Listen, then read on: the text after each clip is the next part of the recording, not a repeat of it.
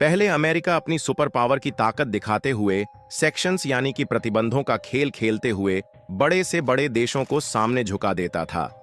लेकिन अब America sections का नहीं बल्कि टैरिफ के खेल का खिलाड़ी बनकर एक के बाद एक देश को घुटनों पर ला रहा है। जहां इस खेल में अमेरिका अब तक 20 से अधिक देशों पर टैरिफ लगा चुका है और इसमें कुछ ऐसे भी देश शामिल है जो कि ब्रिक्स जैसे संगठन के मेंबर हैं।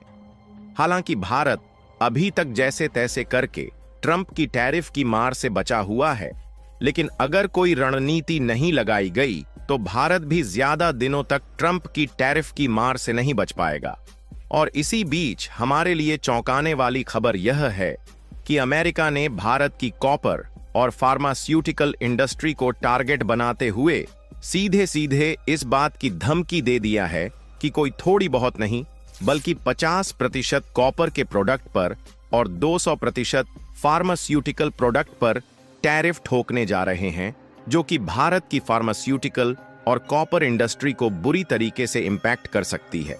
वैसे तो अमेरिका ने भारत की फार्मास्यूटिकल इंडस्ट्री को अपने निशाने पर तो जरूर ले लिया, लेकिन भारत के बिना उनका काम एक दिन भी नहीं चल सकता। तो आखिरकार भारत की फार्मा इंडस्ट्री में ऐसा क्या कुछ है जिससे चाहकर भी अमेरिका पीछा नहीं छोड़ा सकता? उसके बावजूद भी भारत के फार्मा इंडस्ट्री और कॉपर प्रोडक्ट पर इतनी बड़ी टैरिफ लगाने के पीछे क्यों पड़ चुका है, ये सारी जानकारियां इस वीडियो में समझते हैं। लेकिन आगे बढ़ने से पहले इस वीडियो को एक लाइक और चैनल को सब्सक्राइब जरूर कर लीजिए। देखिए, अमेरिका के ट्रंप बौखलाए हुए हैं या फिर यह गुस्से में आकर ऐसा कुछ करने का प्रयास कर रहे हैं, यह तो आने वाले समय में पता चल ही जाएगा। लेकिन फिलहाल में इनका इरादा भारत के प्रति और बाकी देशों के प्रति दिन पर दिन तेजी के साथ बदलता जा रहा है। देखिए, अमेरिका ने सभी देशों पर टैरिफ लगाने के लिए 9 जुलाई की डेडलाइन दिया था, लेकिन इस डेडलाइन में भी अमेरिका ने लगभग 22 या फिर उसके कुछ आसपास कंट्रीज को टारगेट किया और इन देशों के अलग अलग प्रोडक्ट पर 25 से लेकर 50% की टैरिफ लगा दिया। और जिन देशों पर टैरिफ लगाई गई उनमें जापान से लेकर साउथ कोरिया के साथ साथ भारत का पड़ोसी बांग्लादेश और श्रीलंका तक शामिल हैं। और अपनी स्क्रीन पर उन देशों की लिस्ट देख सकते हैं जिन पर अलग अलग परसेंटेज के हिसाब से अमेरिका ने टैरिफ को लगा दिया है। यानी जाहिर सी बात है कि जिन देशों के प्रोडक्ट पर जितनी परसेंटेज टैरिफ लगाई गई है, उन देशों के प्रोडक्ट अमेरिकी मार्केट में इतने परसेंट महंगे हो जाएंगे। लेकिन कमाल की बात उन देशों के लिए है जिन देशों पर टैरिफ नहीं लगाई गई और उन देशों का नाम इस वाली लिस्ट में शामिल नहीं है। और सेम यही हाल भारत का भी है, क्योंकि इस लिस्ट में भारत का नाम शामिल नहीं किया गया।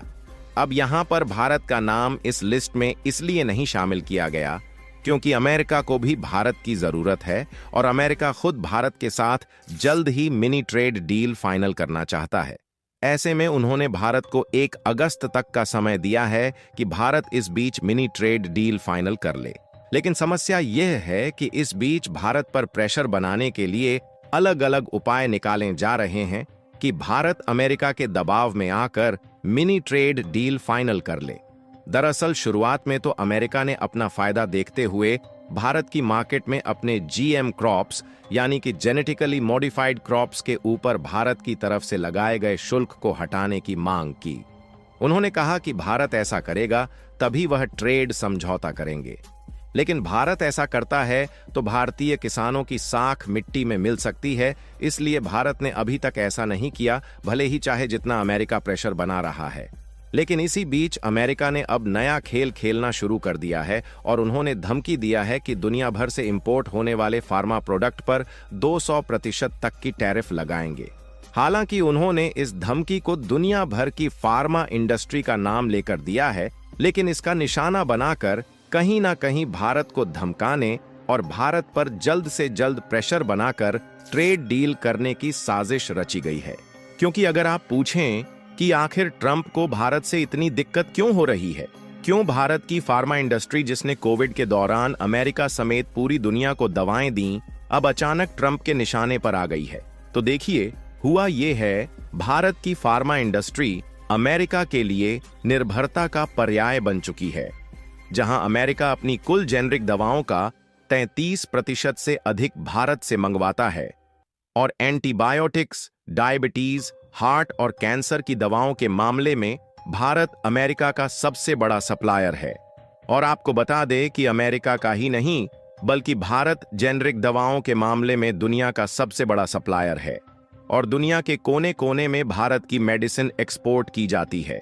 और यही नहीं बल्कि भारत की फार्मा इंडस्ट्री दुनिया की फार्मेसी के रूप में जानी जाती है। जहां मात्रा के हिसाब से देखा जाए तो तीसरा सबसे बड़ा फार्मास्यूटिकल्स उत्पादक है, जबकि मूल्य के हिसाब से देखा जाए तो यही भारत 14वें स्थान पर देखने को मिलता है। यानी कि इतने बड़े गैप से यह बात साफ है कि भारत की दवाएं दूसरे देशों के मुकाबले काफी ज्यादा सस्ती होती हैं, तभी तो उत्पादन के हिसाब से भारत की जो फार्मास्यूटिकल इंडस्ट्री तीसरे स्थान पर है, मूल्य के हिसाब से 14वें स्थान पर देखने को मिलती है। और यही कारण है कि भारत के फार्मा प्रोडक्ट अन्य देशों को सस्ते पड़ जाते हैं, जिसके नतीजतन दुनिया भर में भारत काफी ज्यादा मेडिसिन और बाकी के फार्मास्यूटिकल प्रोडक्ट का एक्सपोर्ट करता है, जिनके बलबूते दुनिया चल रही है। इतना ही नहीं बल्कि अमेरिका के अंदर फार्मा निर्माण की लागत इतनी ज्यादा है कि वहां पर जेनरिक दवाओं का लोकल प्रोडक्शन बहुत मुश्किल है। यानी कि अमेरिका की धमकी से साफ है कि अगर भारत खुद इस बात का डिसीजन ले ले कि हम अमेरिका को मेडिसिन का एक्सपोर्ट ही नहीं करेंगे तो अमेरिका कहीं का नहीं रह जाएगा। और अगर 200% की टैरिफ फार्मा इंडस्ट्री पर अमेरिका लगा भी देता है तो भारत का शॉर्ट टाइम में थोड़ा बहुत नुकसान जरूर होगा, लेकिन लंबे समय में भारत का कोई नुकसान नहीं होगा, बल्कि मजबूरन अमेरिका के लोगों को दोगुना दामों में ही वही दवाइयां खरीदी पड़ेगी, क्योंकि भारत के दवाओं और फार्मा प्रोडक्ट से अमेरिका डिपेंडेंसी नहीं हटा सकता। इसके अलावा अगला निशाना इन्होंने बनाया है कॉपर इंडस्ट्री को, जो कि दुनिया भर में इंपोर्ट होने वाले कॉपर प्रोडक्ट पर 50% टैरिफ लगाएंगे।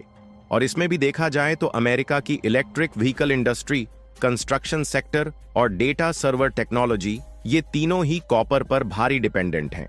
लेकिन अमेरिका में खुद कॉपर का माइनिंग उत्पादन 2020 से 2024 तक 18% घट चुका है।